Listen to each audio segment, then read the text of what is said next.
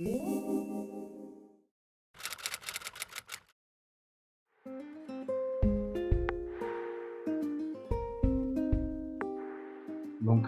là, ce soir, on va vous présenter ce qu'on fait depuis 2020 dans les Pyrénées, et principalement en Ariège quand même, sur notre retour d'expérience par rapport à des rencontres qu'on a organisées entre des chercheurs en géologie et en environnement et des acteurs du tourisme. Et ça part d'un constat qu'on a fait et que j'ai effectué par des sondages et une enquête en 2020 auprès de chercheurs et de médiateurs en montagne sur le terrain. Et donc l'idée de la visioconf de ce soir, c'est de partir justement de cet état des lieux que j'ai fait et de vous raconter ensuite ces rencontres qu'on a organisées avec Isabelle depuis 4 ans et voir comment, une fois que tout ça, ça a été fait, comment on donne une continuité à tout cela et on pérennise ces actions qui mettent en valeur et en coordination des dynamiques côté recherche, mais aussi côté tourisme. Et donc, si vous avez des questions pendant la visioconf, pendant qu'on raconte notre histoire, n'hésitez pas. On est là pour y répondre. Alors peut-être Thibaut, on peut juste leur dire qu'on s'est rencontrés tous les deux. C'est toi qui es venu vers moi.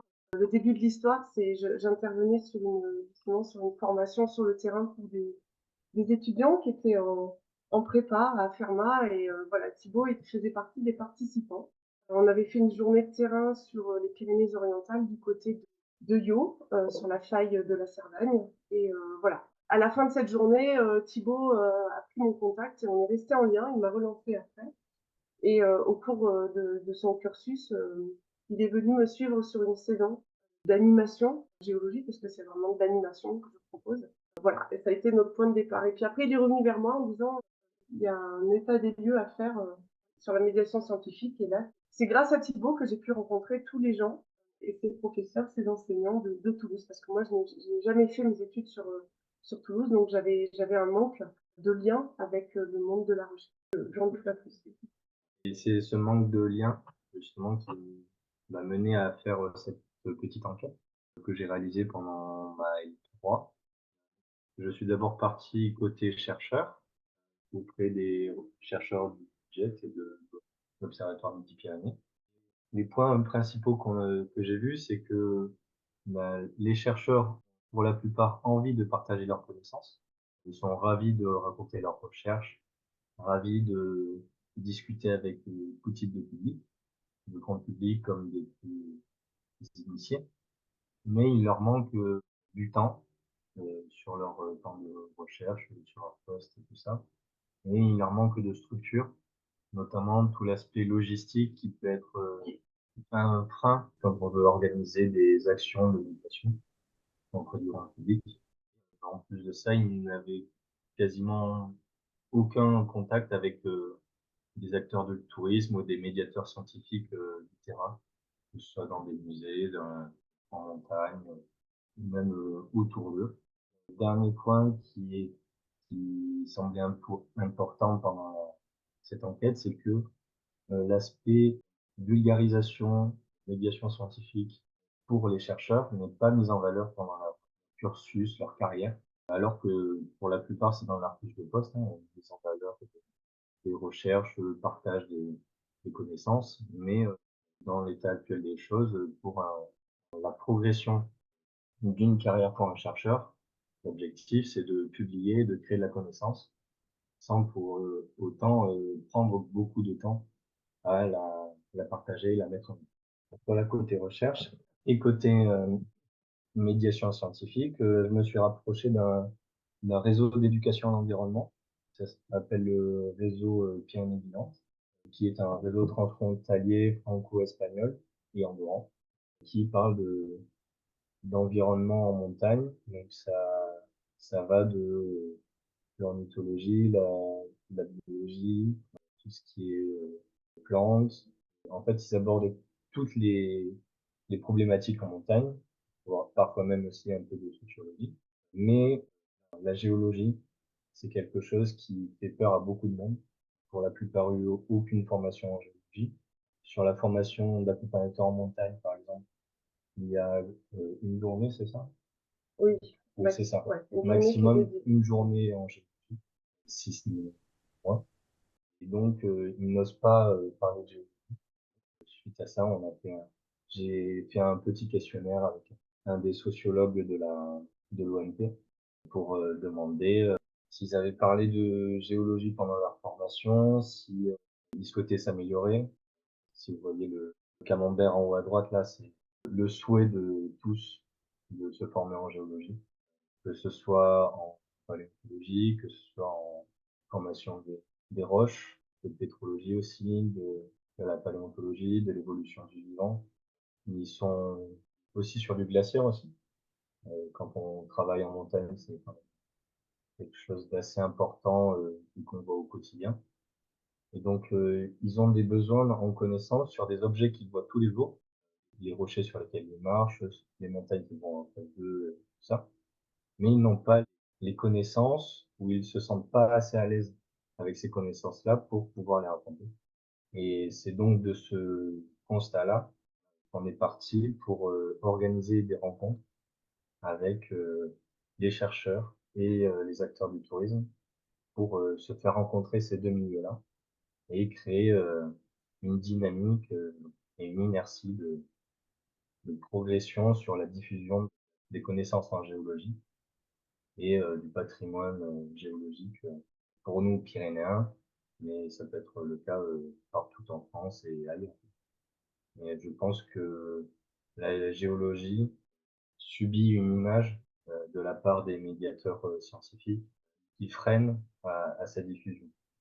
L'image de sciences compliquées à comprendre, qui ne bougent pas, qui n'intéressent pas le public. Et donc, c'est des choses qu'on doit travailler avec les acteurs du tourisme pour redynamiser justement cette science et le fait de la raconter.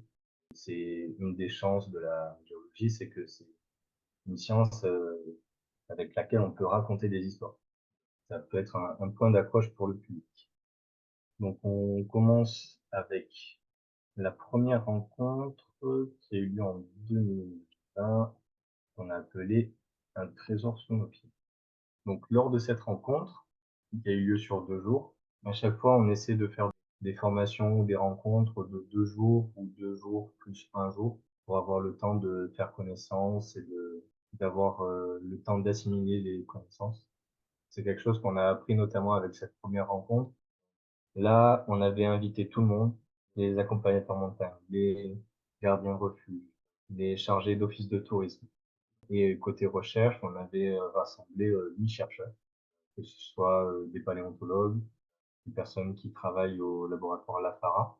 C'est un laboratoire qui travaille sur la micro-radioactivité dans un laboratoire à distance qui est placé dans un ancien conduit EDF pour avoir les perturbations des radiations cosmiques. On a fait appel aussi à des structuralistes, Michel de Samblanca aussi qui nous a parlé de la nerzolite. Et donc on a parlé de beaucoup de choses en très peu de temps avec beaucoup de monde. Donc c'était très intéressant pour tout le monde, mais très difficile à digérer. De là est sorti des pistes quand même sur les besoins de chacun, que ce soit en termes d'outils pédagogiques, de thématiques à aborder aussi, comment raconter la science pour les chercheurs et côté médiateur, quels sont les besoins pour pouvoir en parler après. On peut peut-être leur montrer quelques photos de l'expérience, qui était donc la toute première. Il y a eu la visite du laboratoire de la FARA, en fait ancien tunnel EDF. Voilà, donc l'entrée du tunnel, à l'intérieur évidemment, donc avec des explications. Donc c'était un partenaire pour cette première édition et pour nous une découverte totale de ce laboratoire de pointe caché à côté de toi. C'était un peu insolite. Voilà, et comme on avait fait un programme très chargé, on a voulu aller sur le plateau de Beynes, mais la météo nous a joué un tour. En fait, la route était pas très praticable et on a réduit le temps passé sur le terrain, mais suffisamment pour déjà avoir ce temps d'échange. Voilà, donc là, on a un collègue, Patrick Soriot, qui a beaucoup travaillé sur le karst local.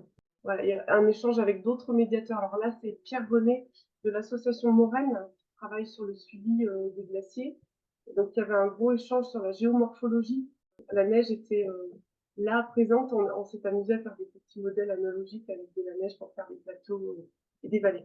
Voilà, bon, c'était notre toute première rencontre. Et là, c'est la présentation de Thibaut, cet état des lieux qui nous présente là, qui nous a présenté en première partie et qu'il a fait le jour de ces rencontres. La présentation de Thibaut s'est faite dans les locaux de l'antenne de l'université de Toulouse à Foix, l'ISTIA, qui est dédiée donc au métier du tourisme, de l'hôtellerie et de la restauration. Donc il y a un volet formation, licence professionnelle tourisme, guide conférencier. On a un ancrage, on va dire, dès le départ de ces rencontres avec l'université. Sur les 2 jours de rencontre, on a eu un moment assez compliqué sous la pluie. Michel de Saint-Blanca nous présentait la péridotique. Là, c'est Stéphanie Duchesne qui prenait le relais à un moment donné, qui était photographe à Toulouse et qui nous explicitait la péridotique. Alors, on en a peut-être perdu un petit peu ce jour-là, parce que parmi les participants, évidemment, il n'y a pas des géologues, mais il y a des acteurs du terrain, mais pas forcément des grands montagnards, et c'était un moment un peu compliqué. Mais on l'a fait. Donc sur cette première rencontre, on a atteint un objectif qui était de faire se rencontrer différentes personnes de plein de milieux différents, de faire connaître aussi des lieux de recherche dans les Pyrénées sur lesquels la recherche est active et sur lesquels les locaux ne sont pas forcément au courant. Donc là, on avait fait une thématique, l'erzolite, un peu de géomorphologie glaciaire, et en plus de ça, on a fait appel à des chercheurs d'Ecolab qui travaillent sur les tourbières, et notamment les tourbières qui sont en lien avec de la géomorphologie glaciaire. Donc là, on avait fait appel à Laure Gandois et Gaël Leroux pour ces rencontres-là. Donc là, c'était sur la tourbière de la Avec, Bernadette. avec Laure Gandois qui nous a donné des explications sur comment elle faisait le suivi. Notamment, elle a une formation de chimiste, donc elle est pas forcément géologue, c'est pas sa formation de base, mais c'était très intéressant pour les participants de voir des chercheurs de différentes disciplines échanger avec eux directement sur le terrain et faire le lien sur la nature du sous-sol et elle, son travail de chimiste. Donc là, elle nous montrait le suivi des piézos pour mesurer les niveaux d'eau. Et après, elle a échantillonné pour chercher différents éléments métaux lourds dans ces tourbières, dans la tourbière. Toujours sur ces 2 jours qu'on a passés en dessous du port de l'Ers, on a aussi Vincent Regard qui est venu participer à une lecture de paysage, à une interprétation géomorphologique du paysage. Donc là, voilà, c'est des situations où on est vraiment sur le terrain, en marchant, on s'arrête, il y a un rocher, il y a un paysage, et on discute comme on discuterait entre nous. Voilà, là, il y a des accompagnateurs en montagne, des gens, ils viennent tous de la vallée de différents horizons, mais majoritairement, effectivement, la cible, comme le disait Thibaut, c'est les accompagnateurs en montagne. Même si, effectivement, il y avait des personnes de différentes offices de tourisme, maisons du patrimoine, gardiens de refuge, et personnes aussi qui tiennent des gîtes dans la vallée et qui reviennent à chaque endroit. Donc on voit ici sur cette édition qu'on a cherché un point d'entrée vers la géologie. Le point d'entrée le plus simple qu'on a, c'est la géomorphologie. Des lectures de paysages, les accompagnateurs montagne en font au quotidien, mais pas forcément avec un œil de géologue. Et le fait de rajouter cet outil-là, ça permet aussi aux participants d'ancrer des connaissances, de pouvoir les utiliser quasiment directement après auprès de leur public. Et c'est quelque chose qui nous intéresse notamment dans ce format-là, c'est que on mobilise quelques chercheurs pendant 1, 2, 3 journées pendant l'année. Ils donnent leurs données, leurs connaissances. Et après, tout au long de l'année, les médiateurs scientifiques vont diffuser cette connaissance auprès de leurs clients, auprès de leurs visiteurs, auprès de leur public. Et donc, comme ça, on a une force de frappe assez intéressante en mobilisant les personnes ressources le moins de temps possible pour qu'ils puissent se libérer. Et autre point d'entrée, c'est l'environnement avec les tourbières. Les accompagnateurs montagne ont pour la plupart une forte fibre environnementale, écologie, etc. Donc, si on leur parle du lien entre environnement et géologie, forcément, on les attire et on les accroche dans notre discours. On continue avec l'édition de 2020. 2022. Alors là, on est parti sur l'idée de brosser 4 milliards d'années en 2 jours. On a été très ambitieux. Alors, on avait déjà réfléchi avec le collectif Pyrénées Vivantes. Donc, on va vous en parler, on en reparle très souvent parce que donc, on fait partie de ce réseau, Thibault l'a expliqué tout à l'heure. Donc, un réseau d'animateurs, de médiateurs, d'accompagnateurs, de structures qui font de l'éducation à l'environnement transfrontalière et qui est très attachée à une démarche de pédagogie active. C'est évident que là, la géologie a besoin que le public s'empare de ces sujets-là. Et il fallait absolument qu'on s'y mette nous aussi. Même si sur le terrain, les 2 éditions précédentes, on avait essayé au maximum de rendre acteurs les participants. Là, il s'agit de construire un outil pédagogique que l'on a fait, qu'on a appelé la corde des temps géologiques. Et sur les 2 jours du programme, il y a eu un petit peu d'immersion au terrain quand même, parce qu'il ne faut pas oublier qu'on s'adresse à des gens qui sont souvent dehors. Donc on n'allait pas faire un cours magistral, même s'il y en a eu besoin à un moment donné, d'avoir un apport structuré avec les chercheurs qui nous vont accompagner. Il y avait un paléontologue, une pétrologue, il y a eu un vrai apport. Mais on a gardé du temps. On avait préparé bien sûr des objets, des supports, et on avait pensé à cette corde, qui n'est pas une idée qu'à nous. Je pense à Julien d'un autre partenaire, l'association naturaliste de l'Ariège, qui est conservateur des espaces naturels en Ariège, membre du réseau Pyrénées Vivantes. Évidemment, on se retrouve chaque année. En fait, il faut qu'on vous explique ce réseau. C'est 3 jours chaque année où on construit, où on co-construit des outils. Donc, on avait déjà cette expérience des années précédentes par ailleurs, et on s'est dit on va l'appliquer au niveau local avec cette corde d'étang géologique. Donc, on avait déjà un peu cette idée d'utiliser la corde et de créer, de matérialiser des événements géologiques que l'on puisse accrocher à cette corde. Et cette corde, qui fait partie du fond de sac de l'accompagnateur en montagne, eh bien, elle est au fond du sac et elle peut avoir un double emploi de sécurité et aussi d'animation. Donc là, on a sorti le matériel, on leur a donné des cordes, des peluches, des objets qui peuvent matérialiser des espèces animales, des échantillons de roches, évidemment des post-it où on peut écrire ce que l'on veut, des événements, des repères dans le temps. Et là, c'est après le travail, après l'apport théorique, après le travail de concertation entre eux, il y a eu un exemple de corde géologique double avec une qui matérialise le temps et une autre qui matérialise la formation des reliefs au cours du temps, donc avec un focus sur la chaîne hercynienne, puis après la formation des Pyrénées. Après, nous, on s'est mis en veilleuse et on les a laissés s'exprimer. Donc, on vous montre comme ça quelques petites vidéos. On voulait vous montrer ces accompagnateurs de montagne et ces acteurs du tourisme qui se sont mis en route et qui se sont vraiment mis en avant pour raconter la géologie. Et là, c'était un petit bonheur pour nous parce qu'évidemment, on touchait la finalité de nos 2 jours de formation où, évidemment, on parle beaucoup, on a l'habitude, et cette fois-ci, c'est eux qui se sont exprimés et qui ont osé parler de géologie. On voulait juste vous montrer voilà, le côté un peu artisanal et très décontracté. Donc là, normalement, il y a quelqu'un que vous connaissez, que vous devriez reconnaître, Gaëtan. C'était très bien parce que là, dans ces rencontres-là, tu étais avec les participants, mais en fin de compte, tu nous as aidé à encadrer ces rencontres avec tes apports de géologie, et c'était très sympa de te voir passer à l'œuvre avec eux. C'est du concret et c'est très décontracté. On peut voir encore 2 autres petites séquences. Voilà, donc un accompagnateur de la vallée qui a une formation de géographe. Alors lui, il en loupe pas une, François, avec ses acolytes. Ils se sont distribués des rôles. Voilà, ils ont accroché des images qu'ils ont construites eux-mêmes. Voilà, et c'est du solide, hein. Voilà.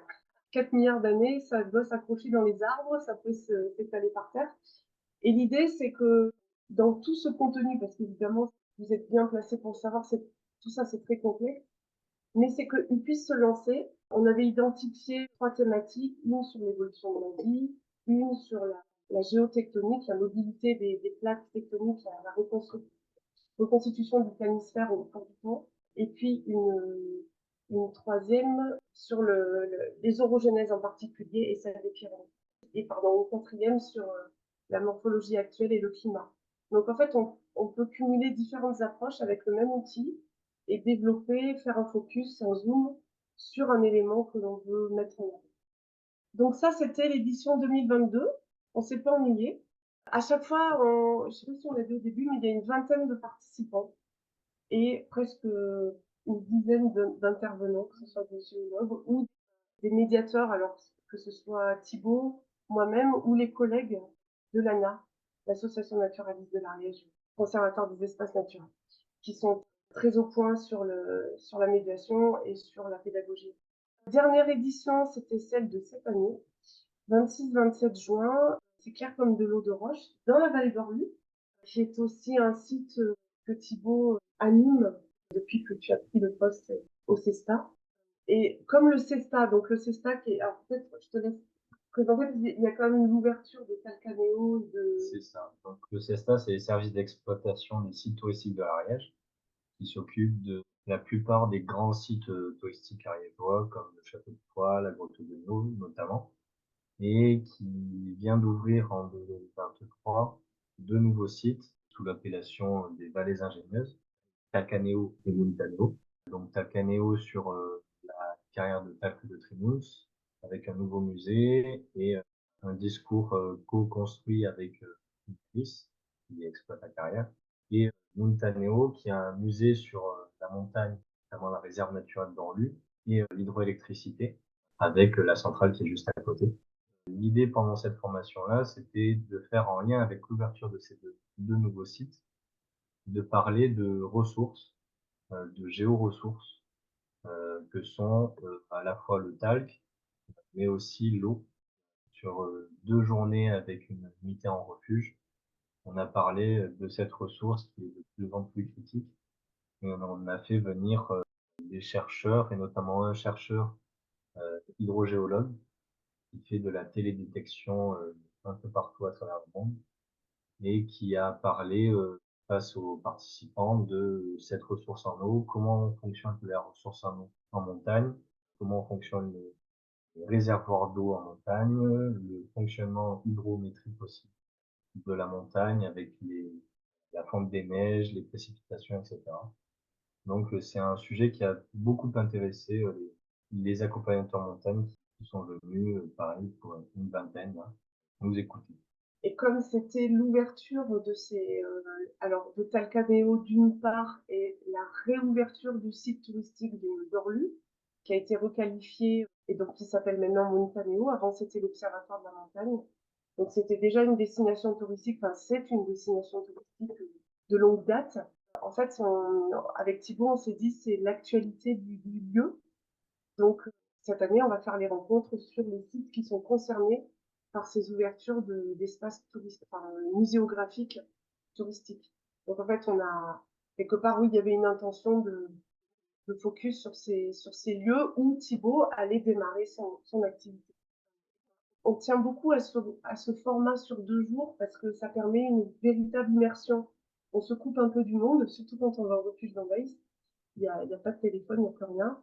Et on est un peu entre nous.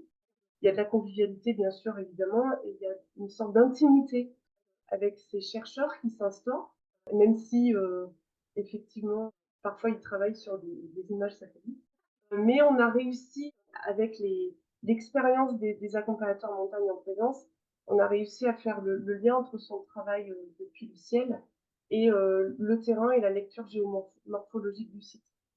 Voilà, avec un très beau cône de déjection là, qui fait le fond de la plaquette. Voilà, c'est toujours trop court quand on finit ces rencontres. On se retrouve au parking en se disant c'est trop court, il y aurait de quoi faire 2 jours de plus. Alors, ça crée un petit peu de frustration, mais en même temps, ça crée aussi l'envie de revenir. Et on a un taux de retour sur le groupe. Alors sachant qu'effectivement, il y a de la place que pour 20, qu'il y a à peu près 70 accompagnateurs en montagne sur l'Ariège qui sont membres du SNAM 09, donc le syndicat des accompagnateurs en montagne de l'Ariège, qui est notre cœur de cible, plus gardiens de refuge, plus gardiens de gîte, plus voilà. Donc les places sont rares et du coup ça se remplit très vite.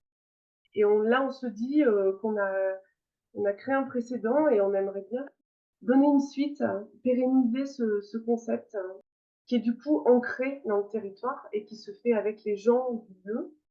Ça, je crois que c'est, enfin, en tout cas, nous, on est tous les deux convaincus avec Thibaut que c'est une bonne méthode. Alors après, on peut, du coup, c'est quelque chose que sûrement certains d'entre vous font déjà d'une certaine manière, mais on a bien envie de poursuivre l'aventure. C'est un petit peu ce pourquoi on voulait échanger avec vous, savoir si vous, de votre côté, vous aviez trouvé un moyen pour pérenniser ce genre de choses. Et là, c'est vrai qu'on a, jusqu'à présent, on a fonctionné avec pas mal de partenaires en collectif. Alors, si je cite tout le monde, il y a l'Observatoire Midi-Pyrénées, qui regroupe pas mal de structures de recherche sur Toulouse.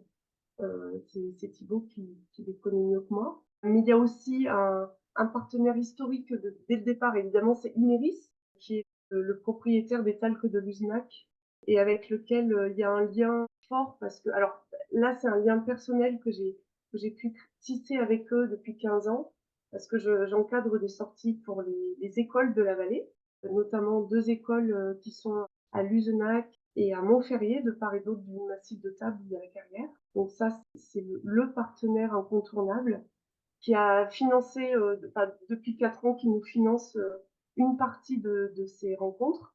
Donc sur la base de moi, il y a un hébergement, il y a des frais pour organiser tout ça. Le SNAM 09 en tant que cible de ces rencontres. L'ANA, Conservatoire des espaces naturels, qui co-encadre avec nous. Donc il y a 2 médiateurs qui participent à toutes les rencontres. Il y a nous-mêmes, Thibaut et moi, qui travaillons en parallèle avec GéoPyrène pour développer ces actions de médiation.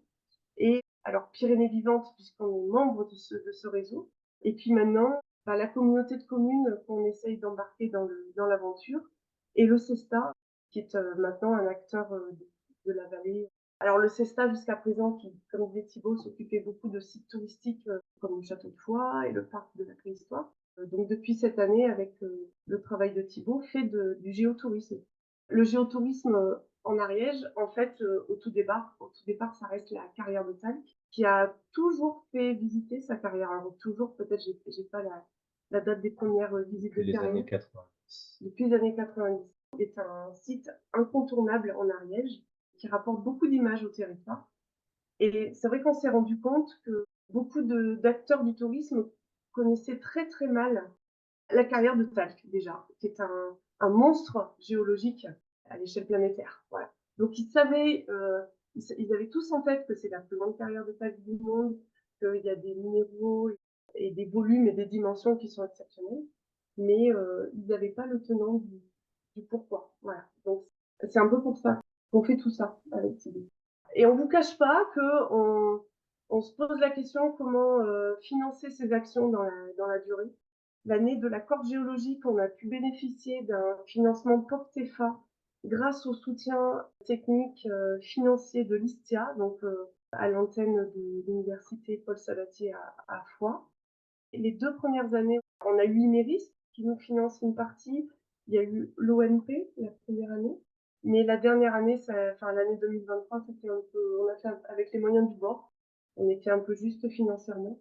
Mais du coup, ce à quoi je voulais en venir, c'est que cette diversité d'acteurs n'est pas un atout pour nous, pour nos partenaires. Donc on a créé une association spécialement pour porter ces rencontres et pouvoir solliciter des financements. Donc on a créé Pigé. Pigé comme Pyrénées Géologie, et j'ai tout pigé évidemment, avec Stéphanie Duchesne qui était directrice du GET. Qui a fait partie de la direction du laboratoire de géologie de Toulouse et qui maintenant fait moins partie de la direction, mais qui est toujours directrice de recherche à Toulouse. Voilà, on lit dans vos commentaires qu'il y a beaucoup de questions et de réactions. Donc merci pour votre soutien et je vois qu'effectivement, vous vous êtes posé peut-être les mêmes questions que nous. C'est peut-être un peu une intention de s'adresser à vous et de vous demander si vous avez des idées pour nous aider à continuer et créer des passerelles peut-être avec des actions que vous avez fait vous de votre côté.